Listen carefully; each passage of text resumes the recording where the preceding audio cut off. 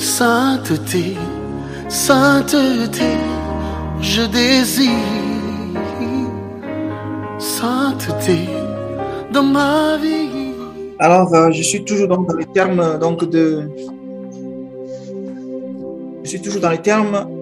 connaissons Dieu car l'ignorance tue.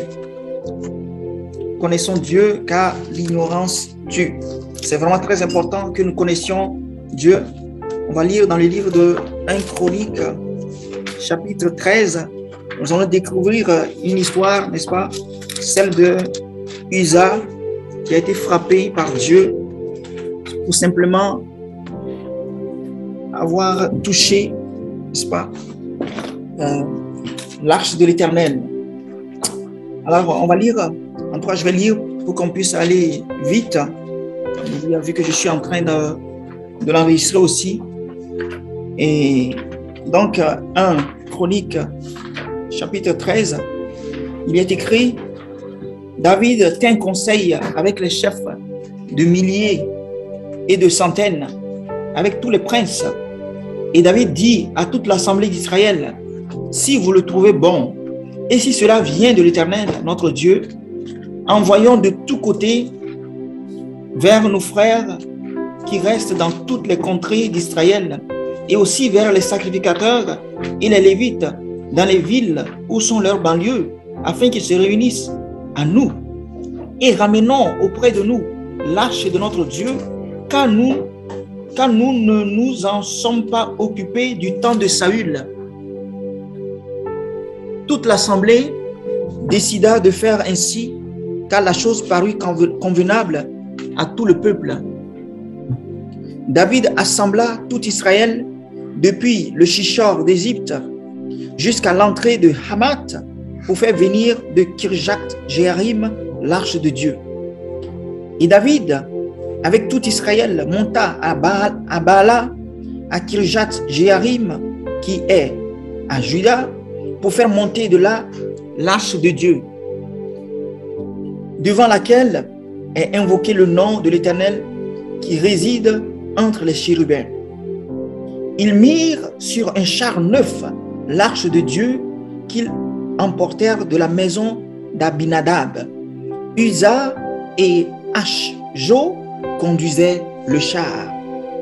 David et tout Israël dansaient devant Dieu et de toutes leurs forces, en chantant et en jouant des harpes, des luttes, des tambourins, des cymbales et des trompettes. Lorsqu'ils furent arrivés à l'ère de Kidon, ils ont étendu la main pour saisir l'arche, parce que les bœufs la faisaient pencher. La colère de l'Éternel s'enflamma contre Uza, et l'Éternel le frappa parce qu'il avait étendu la main sur l'arche. Uza mourut là devant Dieu. David fut irrité de ce que l'Éternel avait frappé Uza d'un tel châtiment, et ce lieu a été appelé jusqu'à ce jour Péretz Uza. David eut peur de Dieu en ce jour-là et dit: comment ferais-je entrer chez moi l'arche de Dieu? David ne retira pas l'arche chez lui dans la cité de David, et il la fit conduire dans la maison d'Obed-Édom de Gath. L'arche de Dieu resta 3 mois dans la maison d'Obed-Édom, dans sa maison. Et l'Éternel bénit la maison d'Obed-Édom et tout ce qui lui appartenait. Amen. Vous voyez le texte? Quand on le lit, parfois, on peut être vraiment dans la confusion. Je me dis, mais au milieu de toute cette réjouissance, Dieu se permet de frapper, de mort.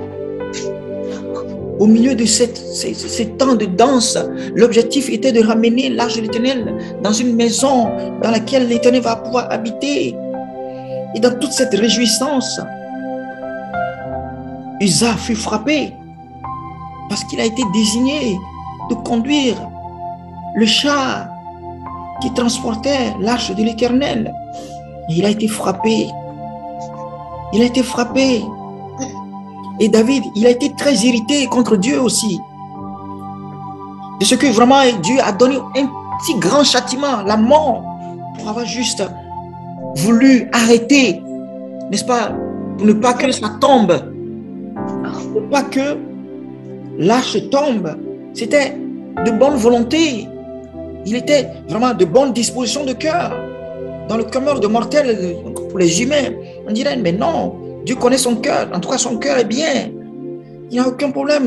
Il voulait faire du bien. C'est pour ça que j'ai dit, connaissons Dieu, car l'ignorance tue. Ce n'est pas parce que nous voulons faire du bien que c'est bien de le faire ainsi. Ce n'est pas parce que nous avons des bonnes intentions que c'est bon. Dieu dit, mon peuple périt par faute de connaissance, par faute de connaissance de sa volonté. Pourquoi est-ce que Uza a été frappé? On me dira, oui, il a étendu la main pour le toucher. Mais laissez-moi vous dire, si quelqu'un d'autre le touchait, Uza, il n'allait pas être frappé.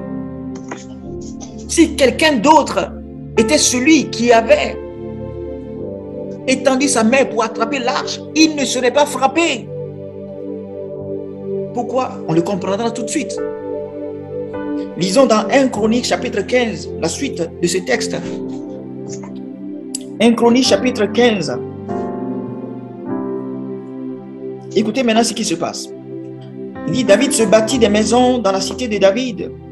Il prépara une place à l'arche de Dieu et dressa pour elle une tente. Alors David dit, l'arche de Dieu ne doit être portée que par les Lévites, car l'Éternel les a choisis pour porter l'arche de Dieu et pour en faire le service à toujours.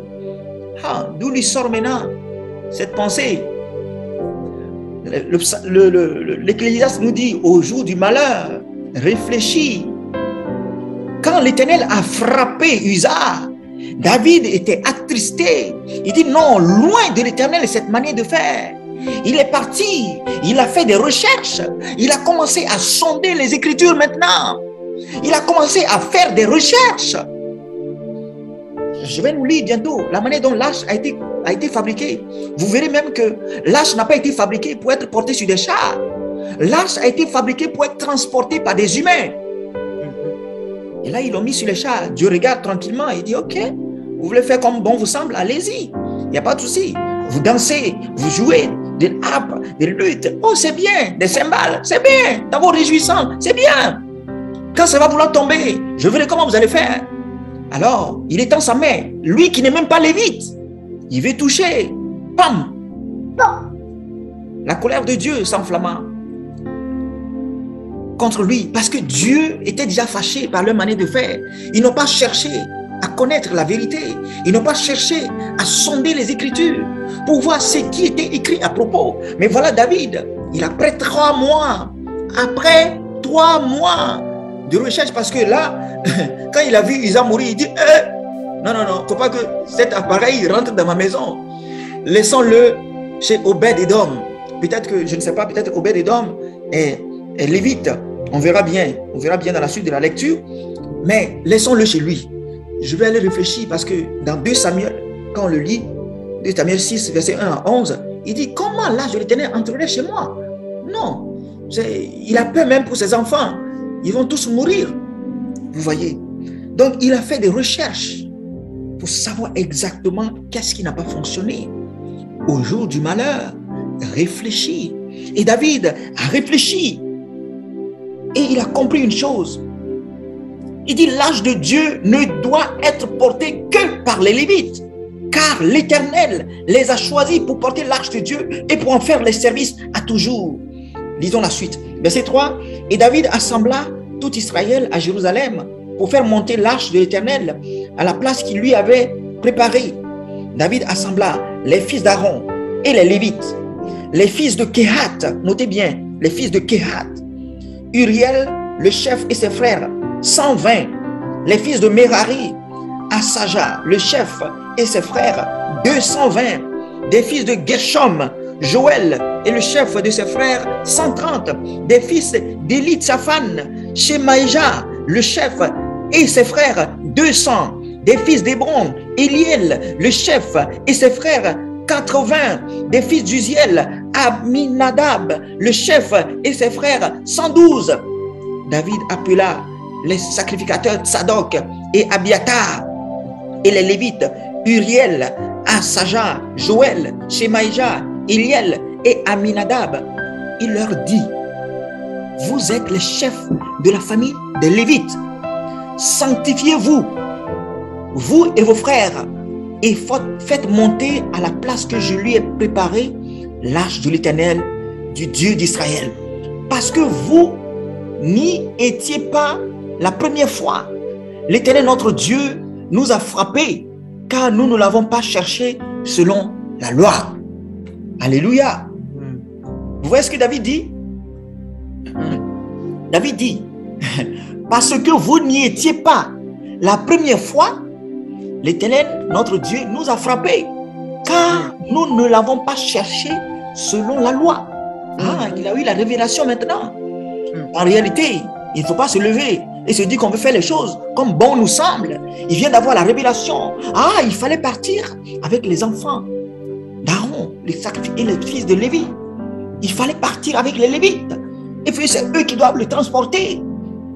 Alors j'ai donné un ordre à Uza. Et voilà, Uza a obéi à l'ordre d'un supérieur hiérarchique. Et il a été frappé de mort. Bien-aimé, qu'est-ce que nous faisons? Bien-aimé, est-ce que nous obéissons à tout ce qu'on nous commande de faire? Est-ce que nous acceptons tout ce qu'on nous demande parce que c'est l'autorité? La Bible dit que nous devons être soumis aux autorités. Mais nous ne sommes pas obligés de faire tout ce que les autorités demandent. Nous devons obéir à condition qu'eux-mêmes ils soient dans la volonté de Dieu. Parce que c'est David qui a désigné Uza. Mais voilà Uza qui est frappé de mort. Et David est encore vivant. Et maintenant David, lui, il a eu 3 mois pour se repentir, pour comprendre. Parce qu'en réalité, ce sont les Lévites seuls qui pouvaient transporter l'arche de l'Éternel. Mais Uza, lui, il a déjà payé au prix de sa vie. Regardez ce que Pierre dit. Il dit, jugez en vous-même. Est-il convenable de vous obéir, vous qui êtes les chefs du peuple d'Israël, que d'obéir à Dieu?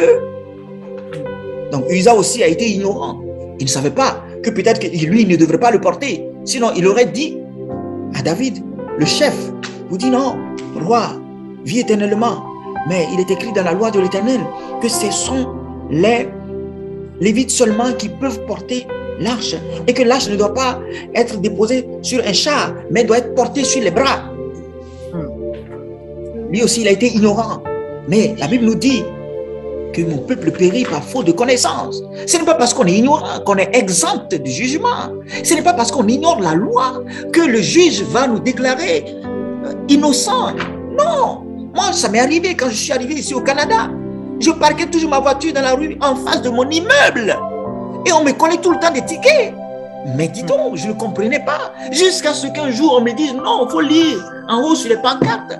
Défendre de stationner les lundis de 9h30 à 12h30. Est-ce que je pouvais appeler la police pour lui dire non, j'étais ignorant? Non, ça ne changera rien. L'ignorance tue. Cherchons et connaissons Dieu. Amen. Alors, continuons la lecture. 1 Chronique chapitre 15.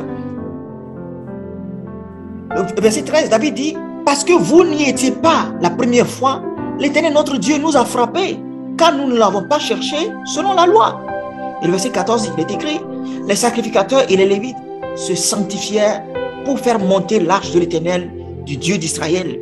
Les fils des Lévites portèrent l'arche de Dieu sur leurs épaules, avec des barres, comme Moïse l'avait ordonné d'après la parole de l'Éternel. Vous voyez? Les fils, les Lévites portèrent maintenant l'arche, non point sur des chars qui sont conduits par des bœufs, par des animaux, mais l'arche de l'Éternel est portée sur des épaules, avec des barres, les barres même qui ont été fabriquées sur l'arche. Ces barres existent. Ces barres doivent être portées comme Moïse l'avait ordonné d'après la parole de l'Éternel. Et comment est-ce que Dieu avait dit ça? Lisons dans Exode chapitre 25. Exode chapitre 25, le verset 14.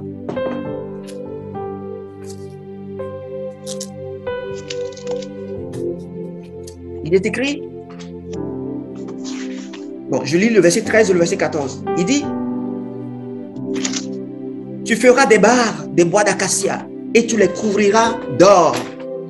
tu passeras les barres dans les anneaux sur les côtés de l'arche pour qu'elles servent à porter l'arche.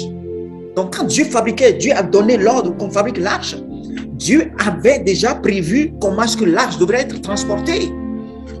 On devrait mettre des barres dans les anneaux sur les côtés de l'arche pour qu'elles servent à la porter. Et les barres resteront dans les anneaux de l'arche et n'en seront point retirées. Le verset 15. Les barres ne devraient pas être retirées. Donc ces barres étaient là. Et bien eux, ils prennent l'arche, ils déposent sur un char conduit par des bœufs, conduit par des animaux. Et voilà que quand le problème arrive, ils n'ont pas voulu écouter. Donc Dieu les laisse. Maintenant, quand le problème arrive, ils voulaient résoudre, n'est-ce pas, le problème en passant par un chemin qui n'est pas permis. Et ils ont été frappés en voulant toucher l'arche de l'Éternel. Disons dans Nombre chapitre 4 au verset 15 aussi. Nombre chapitre 4 au verset 15. Il est écrit: après qu'Aaron et ses fils auront achevé de couvrir le sanctuaire et tous les ustensiles du sanctuaire, les fils de Kehat viendront au départ du camp pour les porter, mais ils ne toucheront point les choses saintes, de peur qu'ils ne meurent. Telles sont les fonctions de porteurs imposées aux fils de Kehat dans la tente d'assignation. Donc les fils de Kehat doivent transporter aussi. C'est eux qui doivent transporter les ustensiles. Mais eux ne toucheront pas aux ustensiles. Mais les Lévites peuvent les toucher. De peur qu'ils ne meurent. Donc c'était déjà écrit dans la parole. La sentence, c'est la mort quand on touche à ce qui est à l'Éternel, ce qui est consacré. Et David n'avait pas consulté cette parole-là. Il n'a pas lu les Écritures, il ne connaissait pas les Écritures, mais il n'a pas été épargné pour autant. Lisons Nombre chapitre 7.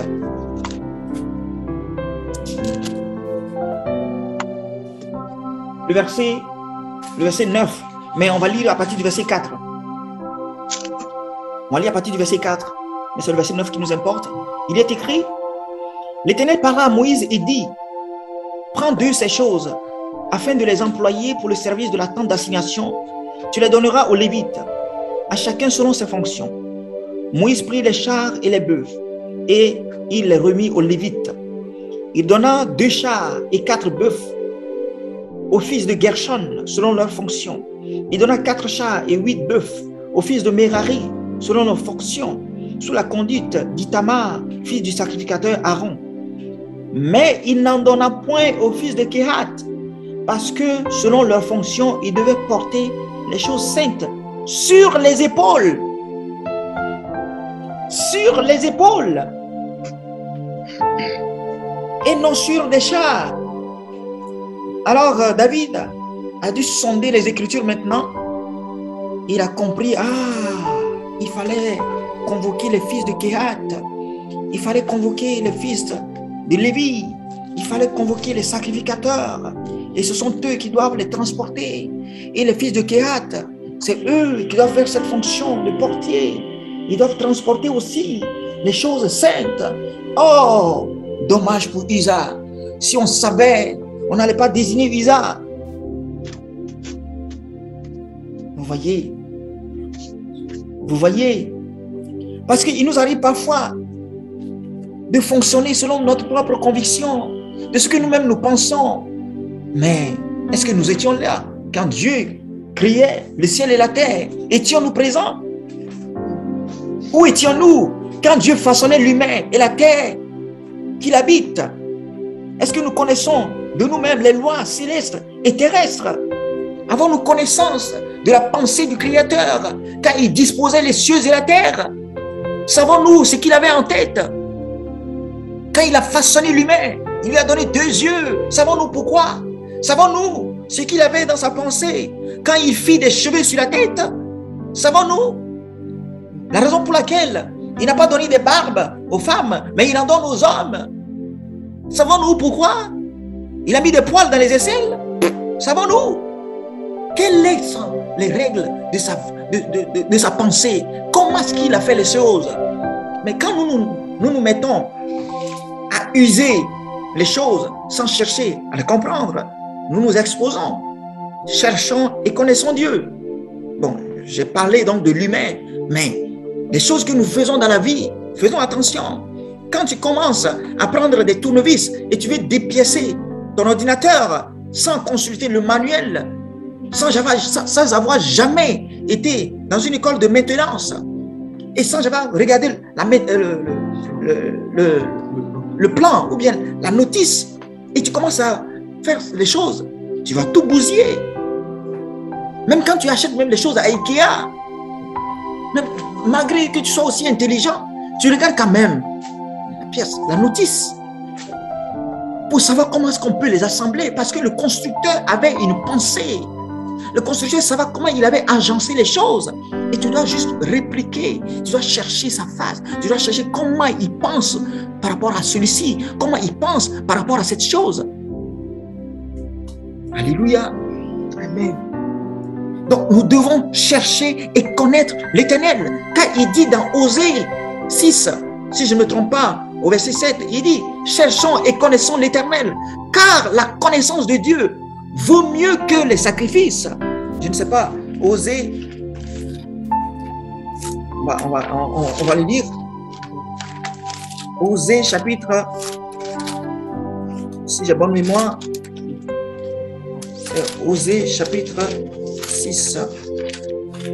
Voilà, c'est le chapitre 6. Le chapitre 6, le verset 6, il dit, car j'aime la piété et non les sacrifices et la connaissance de Dieu plus que les holocaustes. Il dit, j'aime la piété et non les sacrifices et la connaissance de Dieu plus que les holocaustes. Donc les sacrifices que nous lui faisons, il ne les aime pas autant que sa connaissance. C'est-à-dire, quand tu connais Dieu, tu sais comment il fonctionne, tu peux maintenant pouvoir faire selon sa volonté. Alléluia. Amen. Alors ce qui est arrivé à Uza, c'est dommage. Mais David, lui, il a pu se ressaisir. Lisons dans Job 38, ce sera une longue lecture. Mais voilà comment Dieu a fait un procès à Job. Mais lui, au moins de son vivant. Mais il ne faudrait pas que Dieu nous fasse des procès après notre mort.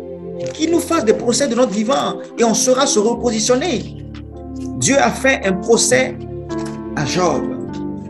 Pourquoi? Job chapitre 38 et chapitre 39. Alléluia. Amen. Voici ce que Dieu dit. Prêtons oreille très attentive parce que je vais lire. Le texte est très long. Et écoutez les propos de Dieu, les propos du Seigneur, sa plainte contre Job.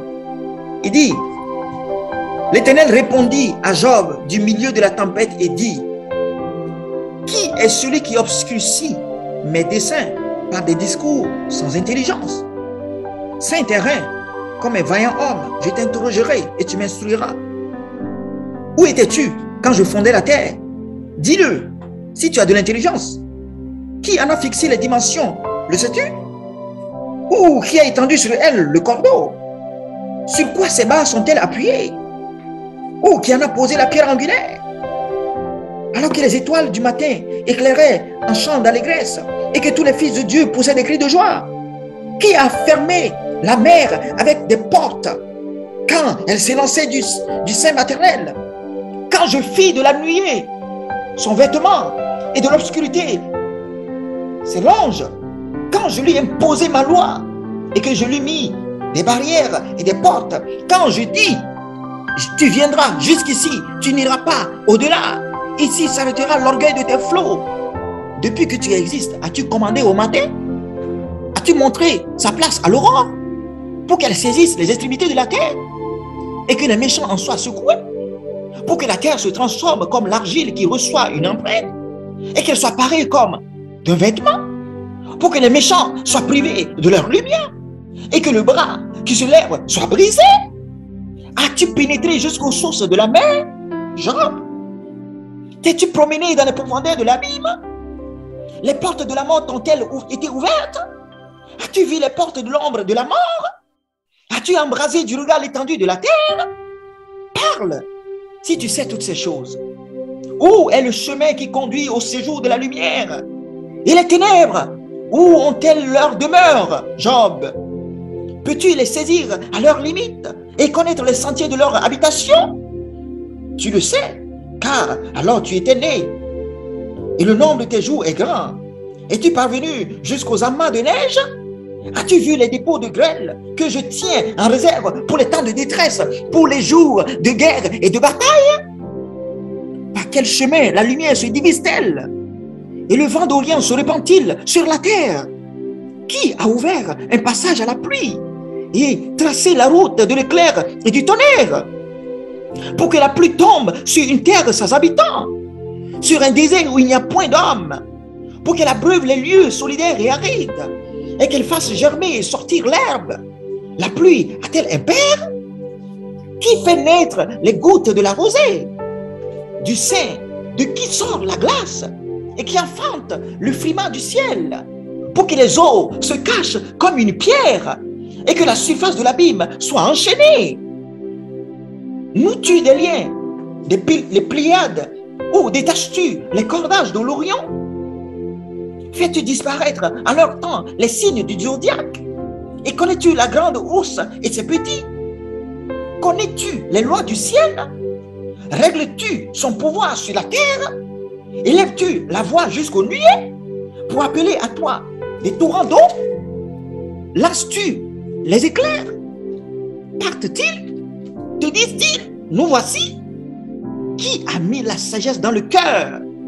Ou qui a donné l'intelligence à l'esprit? Qui peut avec la sagesse compter les nuages et verser les autres des cieux? Job, pour que la poussière se mette à ruisseler et que les mottes de terre se collent ensemble. Job, réponds-moi. Chasses-tu la proie pour la lionne et apaises-tu la faim des lionceaux?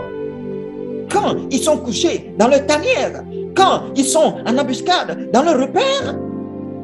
Qui prépare au corbeau sa pâture? Quand ces petits crient vers Dieu, quand ils sont errants et affamés? Sais-tu quand les chèvres sauvages font leur petit? Observes-tu les biches quand elles mettent bas? Comptes-tu les mois pendant lesquels elles portent? Et connais-tu l'époque où elles enfantent? Elles se courbent, laissent échapper leur progéniture et sont délivrées de leur douleur. Leurs petits prennent de la vigueur et grandissent en plein air. Ils s'éloignent et ne reviennent plus auprès d'elles. Qui met en liberté l'âme sauvage et l'affranchit de tout lien? J'ai fait du désert son habitation, de la terre salée sa demeure. Il se rit du tumulte des villes. Il n'entend pas les cris d'un maître. Il parcourt les montagnes pour trouver sa pâture. Il est à la recherche de tout ce qui est vert. Le buffle veut-il être à ton service? Passe-t-il la nuit vers ta crèche? L'attaches-tu par une corde pour qu'il trace un sillon? Va-t-il après toi briser les mottes des vallées? Te reposes-tu sur lui parce que sa force est grande? Lui abandonnes-tu le soin de tes travaux? Te fies-tu à lui pour la rentrée de ta récolte? Est-ce lui qui doit l'amasser dans ton air? L'aile de l'autruche se déploie joyeuse. On dirait l'aile, le plumage de la cigogne. Mais l'autruche abandonne ses œufs à la terre. Il les fait chauffer sur la poussière. Elle oublie que le pied peut les écraser, qu'une bête des champs peut les fouler. Elle est dure envers ses enfants, comme s'ils n'étaient point à elle. Elle ne s'inquiète pas de l'inutilité de son enfantement, car Dieu lui a refusé la sagesse. Il ne lui a pas donné l'intelligence en partage. Quand elle se lève et prend sa course, elle se rit du cheval et de son cavalier. Est-ce toi qui donnes la vigueur au cheval et qui revêt son cou d'une crinière flottante? Le fais-tu bondir comme la sauterelle? Son fier hennissement répand la terreur.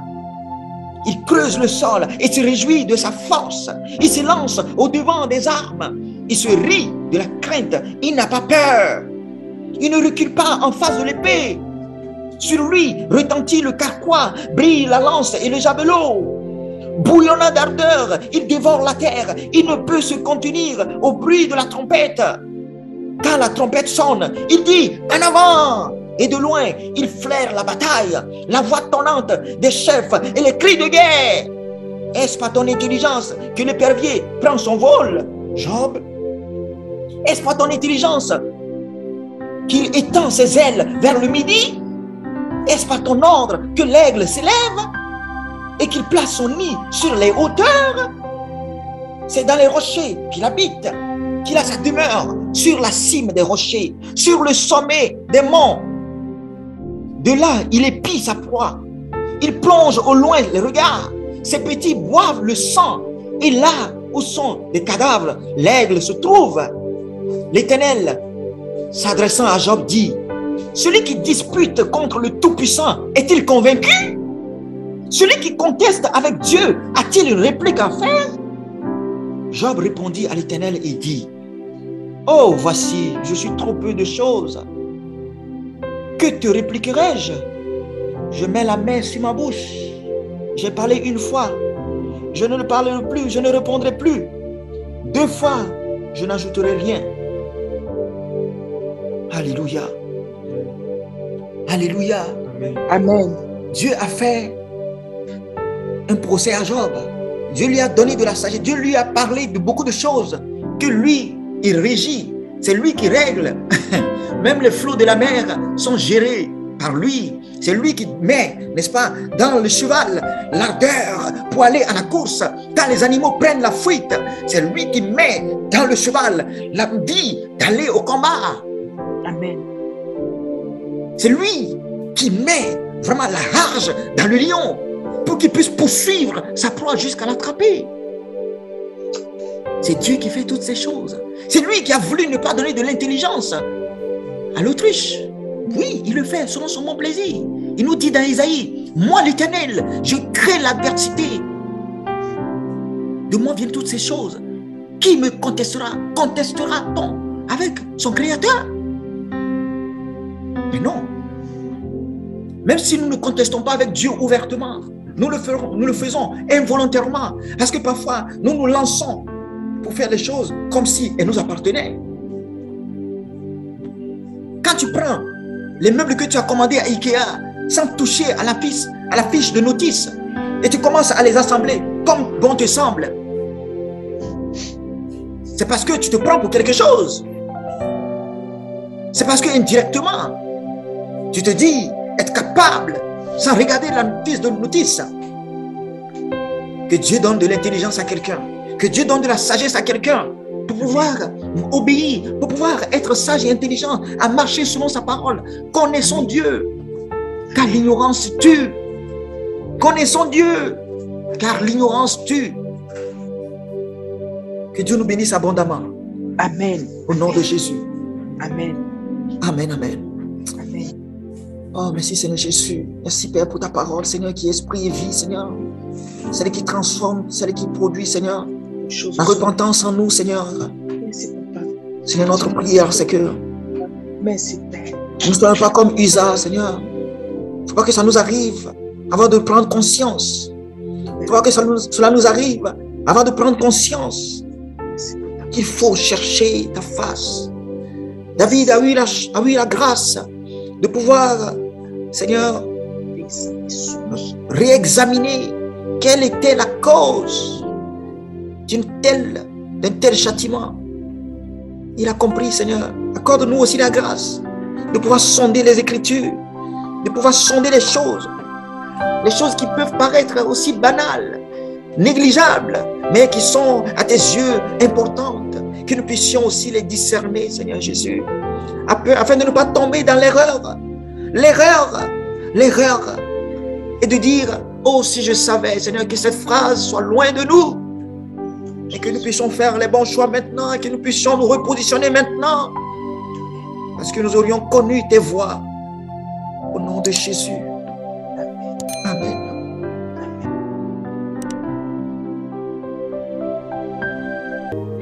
Sainteté, sainteté, je désire sainteté dans ma vie.